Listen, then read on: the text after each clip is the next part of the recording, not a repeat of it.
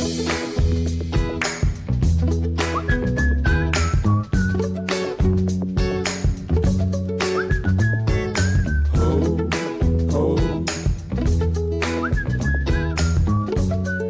to Storycomic Presents, where we interview amazing storytellers and artists. This is episode 342. I'm your host, Barney Smith of Storycomic.com. And we're honored to have with us the nationally acclaimed and celebrated author of Hawaii Calls and the Red Wheelbarrow, Marjorie Matthews. Thank you. That's the best intro ever. I'll take it. Thanks for having me, Barney. You're welcome. And so before we started recording, I was mentioning that this is your second book from Rootstock Publishing. Right. And I missed getting you on the show when your first book came out, Hawaii Calls.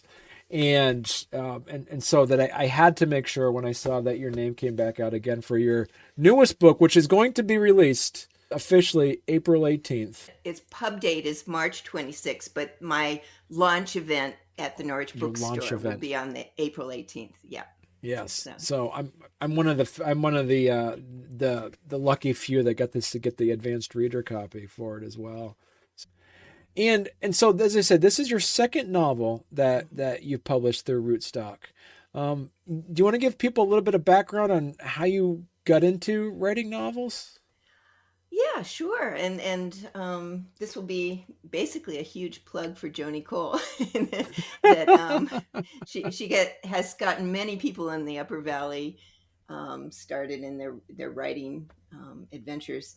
And actually, I can't say that she started me. I think the first writing group I was in was back in 1976. I was teaching at a community college in Hawaii and shared space with English faculty and was invited to join some other English faculty in a poetry group. And so I think basically until 2006, the only kind of writing groups I'd been part of were related to poetry. I'd done writing professionally, but I'd never done fiction. I'd just done nonfiction. And so somebody said, I was interested in the idea of writing a novel, and somebody said, well, Joni Cole's the place to start. And so I started back in 2006, it was in her living room. And she taught me so much, and other people in the workshops have instructed me as well. But an awful lot of it is just the doing it, and figuring out what's working and what doesn't work.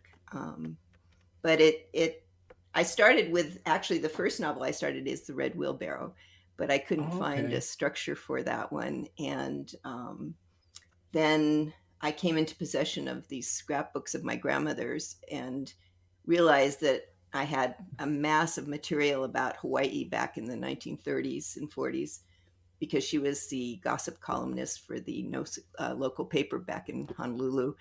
And wow. And so she had recorded all this information about the nightlife and what was going on in Hawaii then. And I had a wonderful narrative arc in her story. So I ended up putting Red Wheelbarrow aside and writing Hawaii Calls.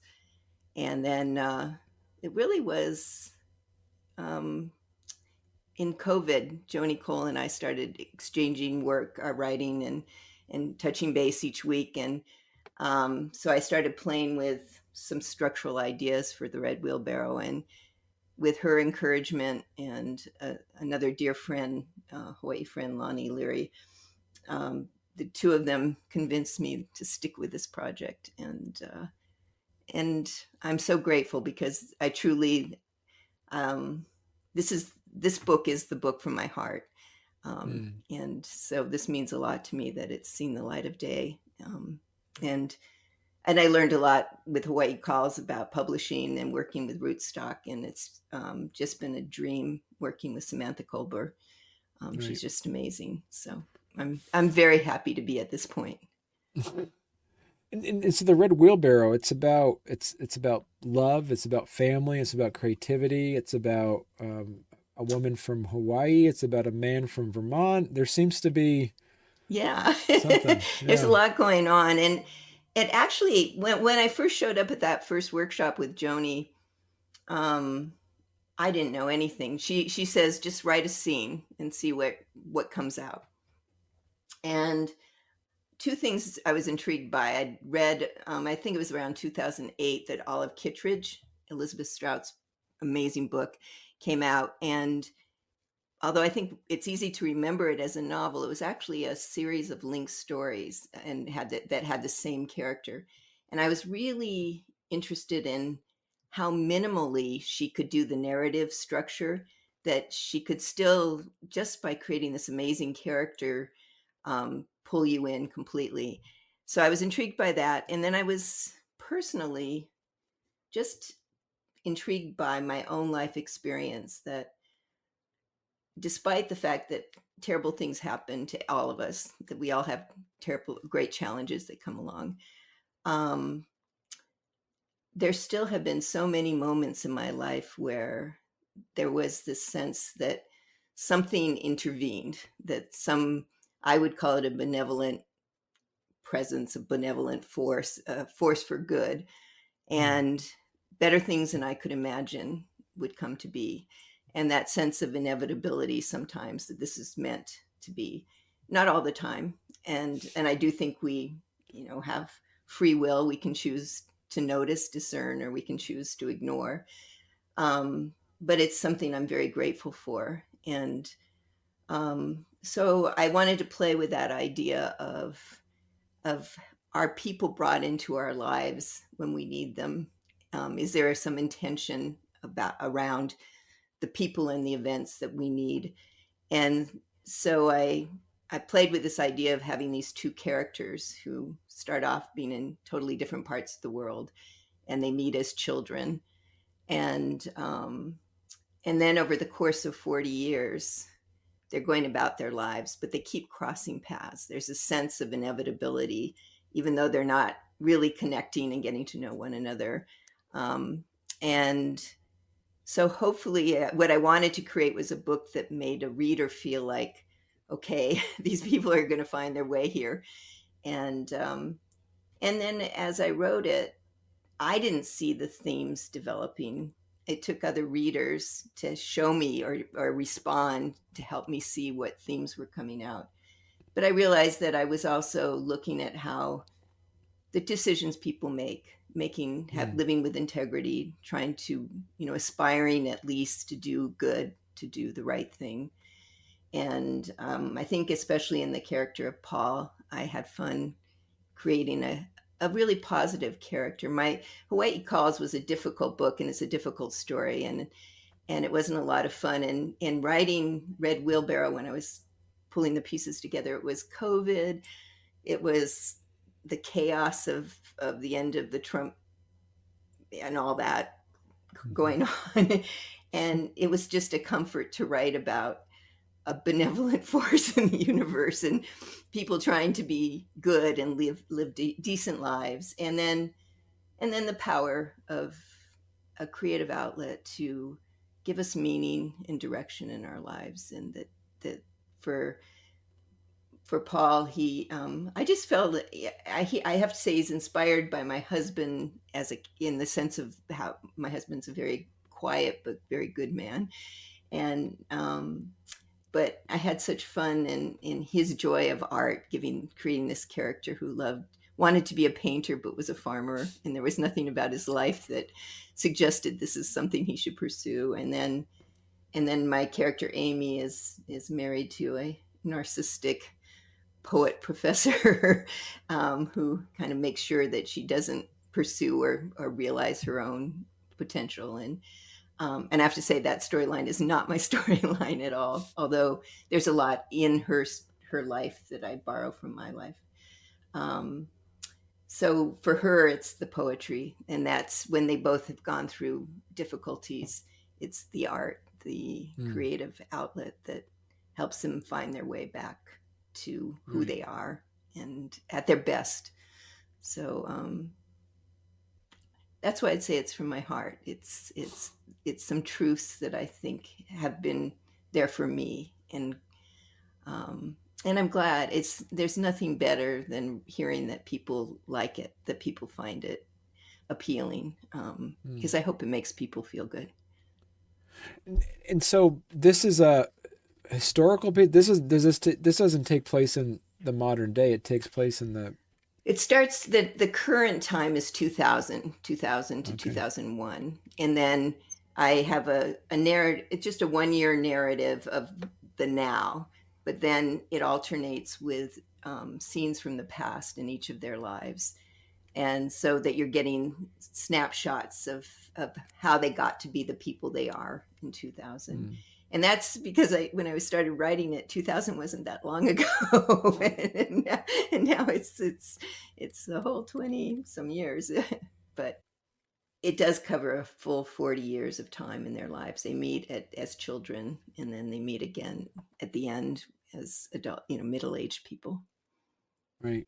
So did you have the characters first, or did you have a storyline that you wanted to tell, and then you just kind of like develop the characters around the story you wanted to tell? I did it. I really did it scene by scene. I just started with Joni's Okay. technique and just saw where I was going and kind of discovered them as I was writing it. And certainly that there's no secret that Amy has had some things happen in her life that happened in my life. She works for a U.S. senator who I work for, and and I shouldn't say that because it's very loosely. Most of it is very loosely based, but mostly I just started writing some scenes, and Mm. the easiest to start with are moments. Start with moments that were resonant for me, something that um but it isn't a plot driven book, really. It's not a page turner of what's going to happen, but some things are pretty awful that happen, and they're things that, usually the things that are awful are things that I've witnessed, either happening to loved ones, friends, family, or something that's happened to me. But the character of Paul did require me to stretch because it was a male character and a farmer in Vermont. And no, but I had nothing to draw on from my own. Um, so I'm glad that that character seems to work for people. I've gotten Right. some really nice reviews on Goodreads, and that's heartwarming. Um, it's especially And when they're people who don't know you and they're still saying nice things. so how did you research the role to write for? I think just living here long enough, that having some sense of how life works here, and I didn't go deep into the farming. I mean, it's Mhm. not, nobody's going to pick this up and go, oh, well, now I really know the nitty gritty of farming in Vermont, because these are more scenes from everyday life. So it's yeah, there were plenty of times, I thank goodness for the internet, because I don't know how writers used to do this. That there, it's wonderful. I do remember looking up, what does UVM offer in terms of extension courses for farmers, and um, I'd have questions, but I could pretty quickly research them. And then I tried to make sure I had some readers who had grown up in Vermont and had at least some familiarity. But I tried not to go anywhere where I didn't know what I was on, rough, shaky ground, and not pretend that I was going to provide some insight into things I didn't know enough about to write on. As you were writing this, did you know how the book was going to end, or did it just kind of flow and you were actually kind of following the No, I story didn't know, yourself as and I well? didn't. I knew that one character was going to have to make a major decision, and I guess because I don't think of life as being neat. It doesn't tie up Mm. in little ribbons, and I'm okay with ambiguity, and I don't mind movies and books that leave you kind of, I wonder how that's going to go. But I had a absolutely fantastic developmental editor who had copy edited what he calls Marisa Keller. I can't say enough good things about Marisa. And she read Red Wheelbarrow before I submitted it. I handed it to her to get her input, and she said, the decision has to be made. You have to let us know what the decision is. So she pushed me and that was good. And she was absolutely right. But I didn't know. Hmm. I that's the fun. That's what's so great about it. It's just the Right. best part of writing. I know there are people who really, map it out. I've heard Jodi Picoult talk about how she outlines really in detail, and that just amazes me because it's a different way of the brain working, and no wonder somebody can create the stuff she does if you have that kind of a mind. But for Right. me, it was discovering these people, discovering their story. Um, and I love that. It's the Right. same thing with poetry. I never know what I'm going to go to. And the best stuff is the stuff I haven't ever articulated. It's like your brain is speaking to you, that subconscious that brings something up. And it really is true joy that when you're in Right. that space. So in a way, because you're telling Paul and Amy's story, did the book end? You don't have to give them anyway, but did the book go? Did it end the way that you thought it was going to end? Then. Yes, yeah. I Okay. think I think I knew that, or that I would at least leave a door open for this ending to be one of the possibilities. But it is much clearer now. I think there's still some. Um, yeah. Again, I do like things to be. There's a direction and reason, always giving reason for hope, but I don't. Life is just too mixed to me. It's not one big picnic or one misery. It's this, and it's just so full of surprises. Right. No, does this do you with this book because you have Amy from Hawaii? Mhm. Do you pay any homage to your first book because it took place in Hawaii? Um, Only in the sense that there's similar locations. I do a lot of it is the past is well, even the present, because Amy goes Right. home a lot. Her family's there, and a lot of her dilemma has to do with location and where she will live. And um, so yes, there's a lot about Hawaii in this book too, and more modern day Hawaii. Right. um, and some of the, I don't know if anybody's, I love the film The Descendants with George Clooney, and because I thought it was an effective, the rare effective portrayal of a certain part of Hawaii.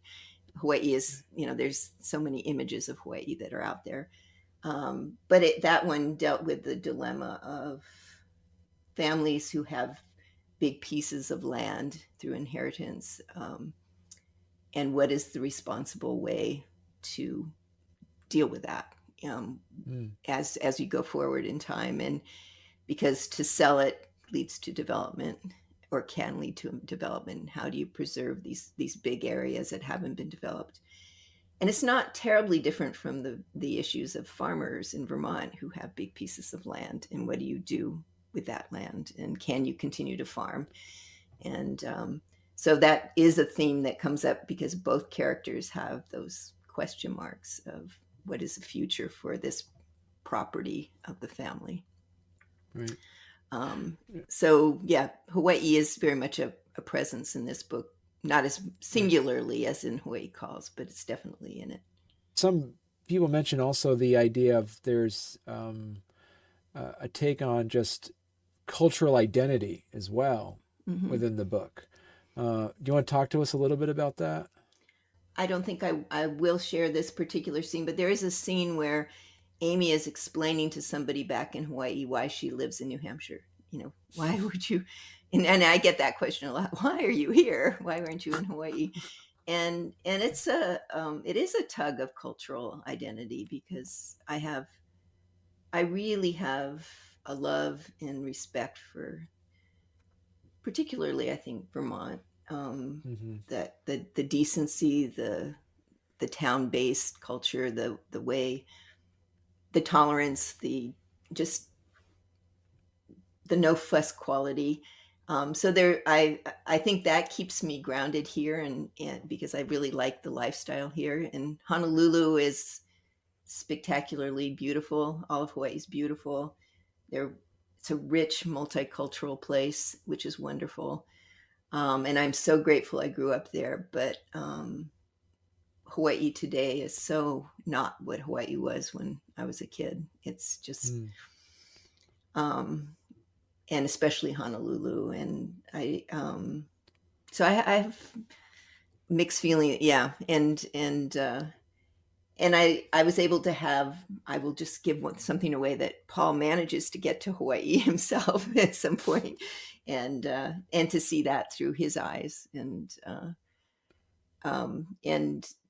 the differences of somebody who's grown up in a small town in Vermont versus living in a big city like Honolulu. So that comes in. It's not a huge part of it, but yeah, it's definitely there. Right. So you wrote from the perspective of a Vermont farmer visiting Yeah, Hawaii. Wow. he's a teenager when he goes, but and in Oh, that okay. case he's living on a military base with family, which is another big part of what Hawaii, especially with the island of Oahu, is so heavily military. Right. So it was fun to be able to include a little bit of that world too. Um, but to see the perspective of somebody from Vermont who is working in a store, I have him working in a store owned by a Japanese family, and Yeah. so makes for some cross cultural things. Um, yeah. And did you, Marge? Did you want to read a section from the Well, would you book? like me to? Because I thought I might read the prologue when the two characters Sure. meet. That Yeah. Absolutely. it's so this is set. This particular passage is from 1960. So Okay. Paul is 9 and she's 7, and we're at his family's farm.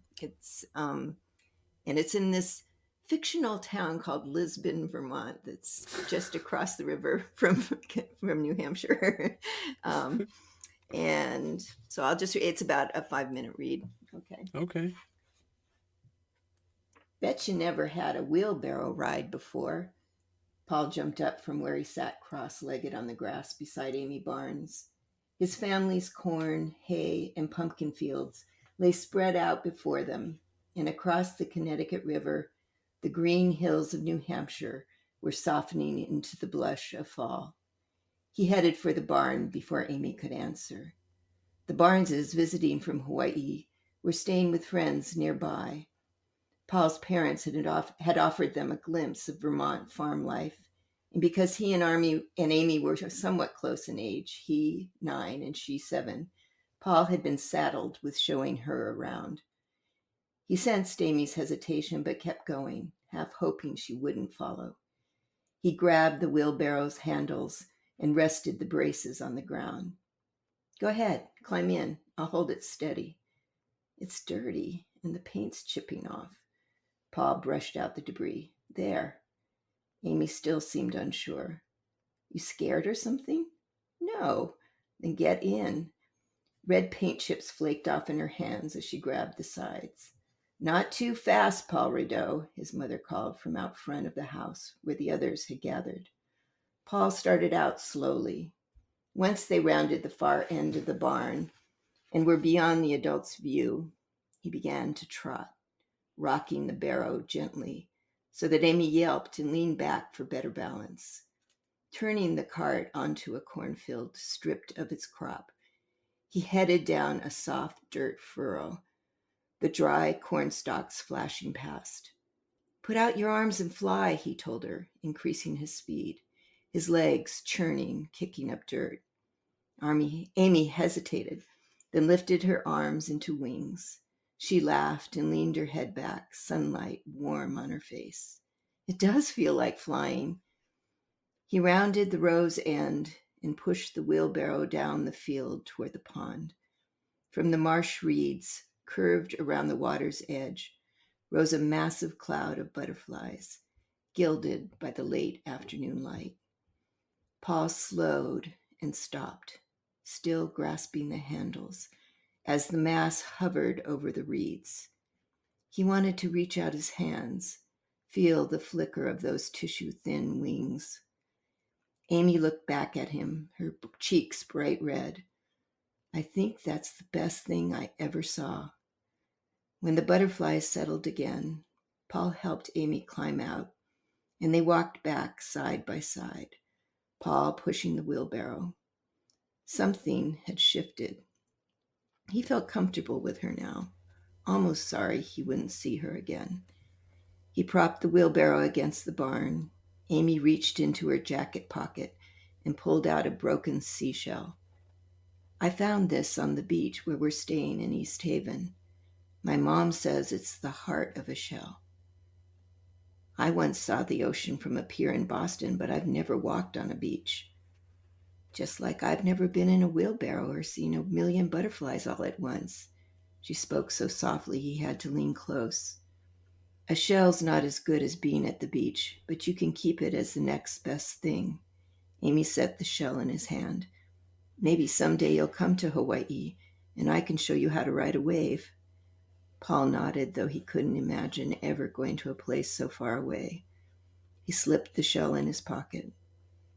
As they rounded the barn's corner, the western sky opened before them.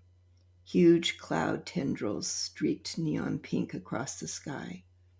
Amy stopped, head back, her eyes raised. Paul was surprised. He thought he was the only one who noticed when colors lit up the sky. And then that starts the entire book. Yeah. So, and I will say it's been interesting. I thought I'd get more comment on it, and so far there hasn't been, but it's very much based on the other, inspiration was the William Carlos Williams poem, the Red Wheelbarrow, and the line of so much depends upon a red wheelbarrow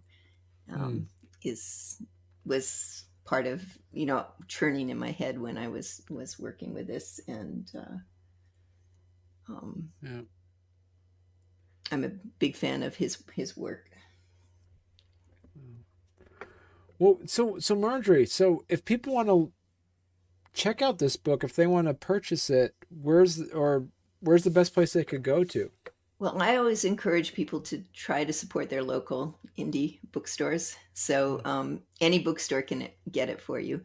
You can order from Rootstock on their website, but it's also on Amazon.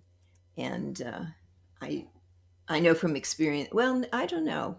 I think I know Norwich Bookstore is able to get it early and before the pub date so that I can sign copies. And I will say, if people order from the Norwich Bookstore in Norwich, Vermont, they will, and if you say that you want it signed or you want a message, I'm going to go in and sign those books. So you won't get it maybe as fast as getting it from some other sources, but it will come signed. So that's another option. And that's the Norwich Bookstore. Perfect. Needless to say, big fan of the Norwich Bookstore. They're another one of those wonderful places. Vermont is amazing. That's a big difference between Hawaii and Vermont. There are not a lot of bookstores in Hawaii, and certainly not the kind that we have here. And just the support for writers. The Norwich Bookstore does 2 or 3 events a week. It's amazing. And I know that's true in Montpelier and other communities as well. We're just really, really lucky. And notice I say we as if I'm a Vermonter, but I can practically see Vermont from my front yard, so it's only a mile away. Well, I mean, you wrote a book about a Vermont farmer, so I mean, you're an honorary Vermonter. Oh, okay, so good. I'll take it. Happily wear that banner, that identity. Yeah. Well, perfect. So, Marjorie, when you get your next book, so you seem to be writing a book every couple of years now. No, so. I'm done. I think what I'd like to do is get back to doing some poetry. I haven't done poetry. I was very privileged to be with a group of amazing poets for many years, and we had a collection of our poems out. And they've got a new one out. The group I stepped out when I started writing the novels, and I've missed that. And so, and because I include Amy's poetry, oddly enough, is my poetry from when I was first starting out. and well, some of it, I guess I did write all of it, some of it more recently, for her childhood ones. But I would like to go back to that because that satisfies in a different way. Right. Yeah.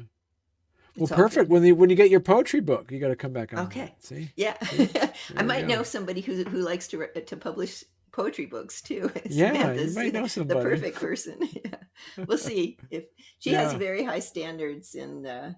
I'm not as confident about my poetry, so we'll see. Yeah. see where I go next. Yeah. Well, perfect. Well, thank you so much, Marjorie, for coming on. It's been a pleasure. I've had so much fun talking. Thank you. Total delight.